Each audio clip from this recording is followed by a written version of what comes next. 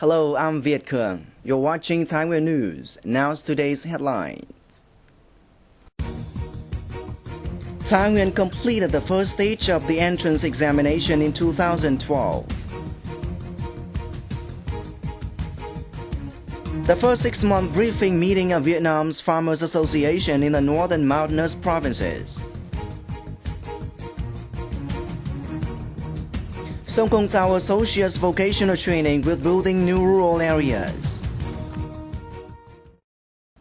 On July 4th and 5th, over 21,000 candidates who registered at Thai Nguyen University took the entrance exam at the first stage in 2012. Presently, Thai Nguyen University has a total of more than 21,000 candidates arranged in 560 examination rooms and 12 testing sites. The candidates and their parents started the bustle in the early morning hours. The pretty sun and cool weather in the morning provided favorable conditions to create comfortable atmosphere for the candidates as well as their parents waiting outside.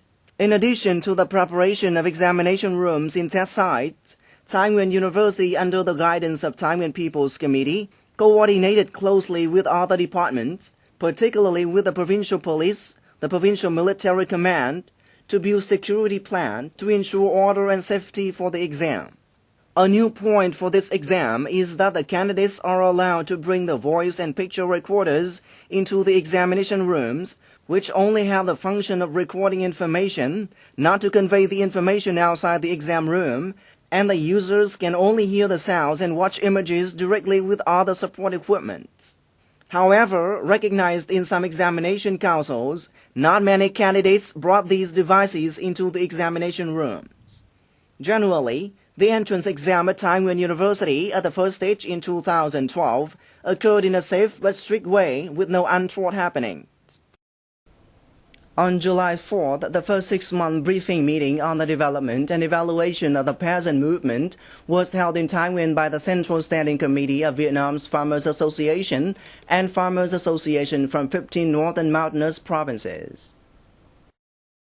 At the meeting, the chairman of Farmers Association from 15 northern mountainous provinces reported on the work of association and peasant movement in the first 6 months of 2012 in each locality, and the results of the project's implementation, strengthening the roles and responsibilities of the Vietnam's Farmers Association in the development of agriculture, construction of new rural areas, and Vietnamese farmers' class in the period 2010-2020.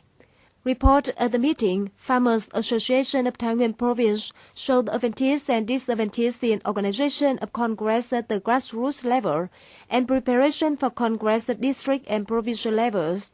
The representatives of farmers' associations in different provinces also gave challenges and opportunities of their own localities in the first 6 months and proposed solutions to promote the association movement in the next 6 months of the year. Overcoming many difficulties and challenges, the 5 key industrial projects of Thai Nguyen Province in the period 2010-2015 are on the way to realize completion. This is an important premise for the breakthrough developments of provincial industry in the coming years. The 5 key industrial projects of Thai Nguyen Province in the period 2010-2015 include Thai Nguyen Iron and Steel Corporation's project on production expansion in the second period, Núi Phao's project on minerals exploiting and processing, the project on the construction of Thái Trung Steel Plant, An Khánh Thermal Power Plants project, and the Rural Energy Project 2 in Thai Nguyen Province. According to the Department of Trade and Industry, most of the projects are in a slow progress compared to the plan, but so far, the projects are now in the finishing stage to go into exploitation and operation in 2013. In the context of industrial production difficulties, the target for value of industrial production have not been reached. Thus, the key industrial projects which go into operation next year will be the basis of the Department of Trade and Industry, Thai Nguyen Province branch, to calculate the growth rate of 20% per year for industrial production value. However, further promotion on investment attraction to get more key industrial projects is needed to achieve the goal of bringing Thai Nguyen Province in the direction of modern industry before 2020. Health insurance is an important plan and a major policy of the party and the government to improve one-step health care for the people, especially the vulnerable groups in the society. After 3 years of health insurance laws implementation, 80% of the people in Thai Nguyen are now members of the health insurance. This confirms the importance of health insurance in the life of the people.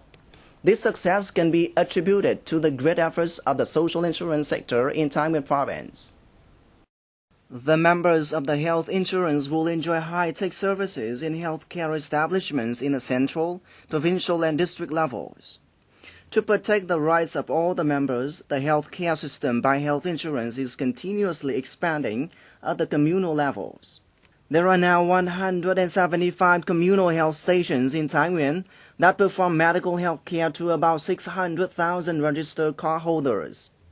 Moreover, many eligible private establishments with technical expertise contracted medical care for all registered health insurance and cardholders. This has partially addressed current overloaded situations in the public health establishments. Currently, there are over 800,000 members of health insurance, accounting for 80% of the population and 20% of which primarily focuses on student groups, people living in the light of poverty, non-state enterprises and other households. These groups will hopefully join social insurance in 2012 and in subsequent years. Concerning the program on building new rural areas and specifying vocational training for rural laborers as one of the practical tasks to carry out this mission successfully, Sông Công Thao directed different sectors to develop, plan and initiate vocational training courses for rural laborers so as to transform labor mechanism of raising people's income. After 3 months of taking part in the training course organized by the Commune's People's Committee, Dương Văn Đương gained professional skill and invested over 100 million Vietnam dong to build workshops specializing in iron industry for construction in his commune and surrounding areas. The workshop also guaranteed employment for 5 local employees with an average salary of 3 to 3.5 million dong per month. I hadn't joined any vocational training courses before the commune created favorable conditions for me to learn a trade. I hope that there will be more vocational training courses to reform and improve people's lives. Of the 500 families and more than 1,600 people of working age, Vĩnh Sơn was selected as a pilot commune for the program on building new rural areas together with other 3 communes of Sông Công Thao. In 2011, the commune held 2 training courses for rural laborers, which attracted about 100 people. Learning from the courses, many families extended the size of their breeding farm and focused attention on forestation, which was oriented to effective coordination between farmhouse and animal husbandry. The objectives of vocational training set by Sông Công Thao are to help farmers to do business as well as seek occupation opportunities and contribute in eliminating the problem of hunger and to reduce the rate of poverty by increasing the income. The town makes efforts to train about 800 rural laborers, 300 of which is agricultural professionalism and 500 in non-agricultural ones. After being trained, more than 80% of laborers will be certainly employed. The steering committee of the program on building new rural areas had developed the model of vocational training and asked the senior for approval. This training directly supports local economic development. Nevertheless, the materials for facilities and infrastructure for local industry, small industry and handicraft are very limited. Thus, transferring of rural labor is a bit hard and faces many considerable obstacles. Sông Công Thao defined 19 criteria for building new rural areas, in which raising people's income is the most important and long-lasting one. To fulfill this criterion, vocational training is indispensable. We will overcome all difficulties to ensure training the people professionally. Vocational training for rural laborers must be associated with creating employment to help people increase their income and improve the household economy. This is a proper way to implement resolutions at the 7th Conference of the Central Committee, Session 10, on agriculture, farmers, and rural areas. That's the end of the program today. Thanks for watching. Goodbye.